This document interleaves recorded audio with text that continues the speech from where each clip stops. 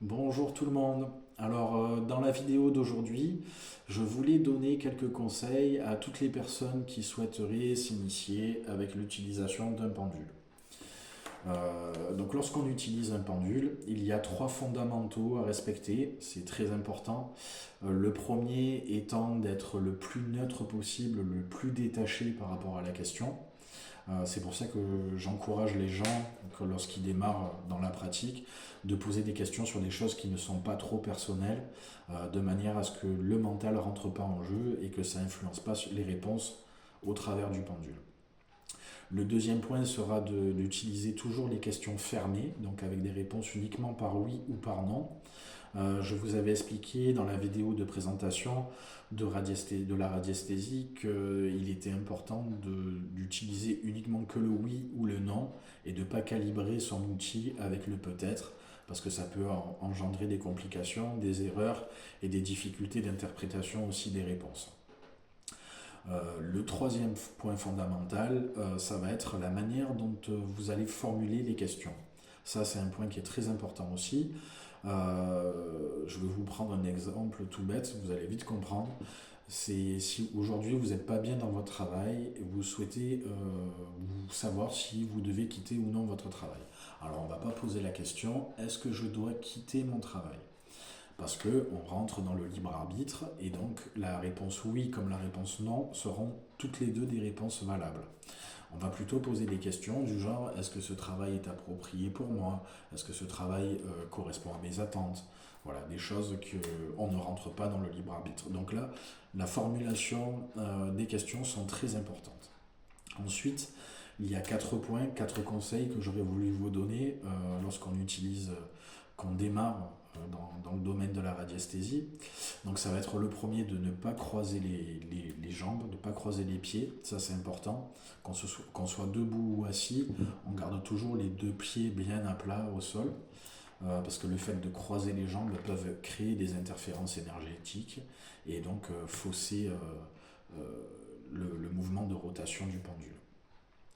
Ensuite, vous avez le deuxième, troisième et quatrième point qui ont la même raison. Donc le deuxième point va être de tenir le pendule assez court. Donc on prend l'excédent de la chaînette, on le met dans la main et on le tient assez court, à peu près à 5 cm.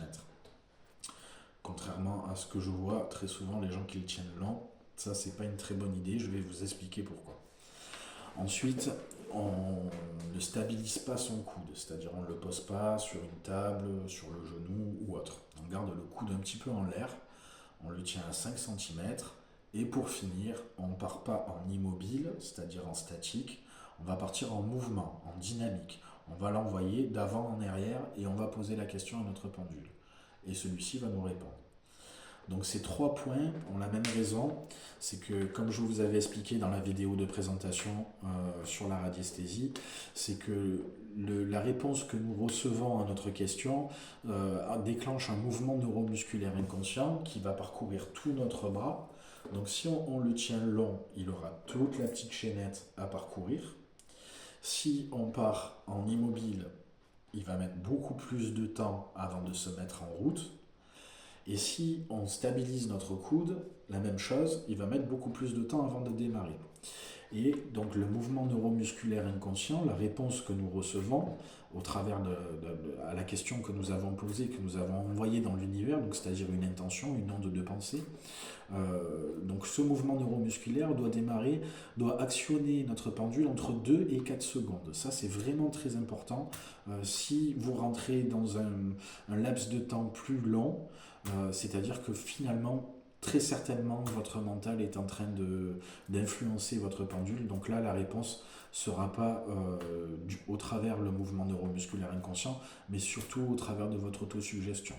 Donc c'est important de manière à ce qu'il n'y ait pas de conflit entre l'autosuggestion et le mouvement neuromusculaire inconscient. Donc de ne pas croiser les jambes, de le tenir assez court, de partir en dynamique et de ne pas stabiliser le coude. Et vous verrez que vous avez des résultats beaucoup plus justes que lorsqu'on le tient long, qu'on attend. Donc voilà, ça c'est un peu des bases et des conseils que je souhaitais vous donner aujourd'hui pour pouvoir démarrer un bon apprentissage. Je vous ferai prochainement des petites vidéos, une petite vidéo sur les tests et des exercices à faire aussi à la maison. Et je ferai également les vidéos sur le magnétisme que je vous avais promis et que j'ai tardé à faire. Je m'en excuse. Je vous promets, je ferai ça assez rapidement. Je vous souhaite une très bonne journée et puis je vous dis à bientôt.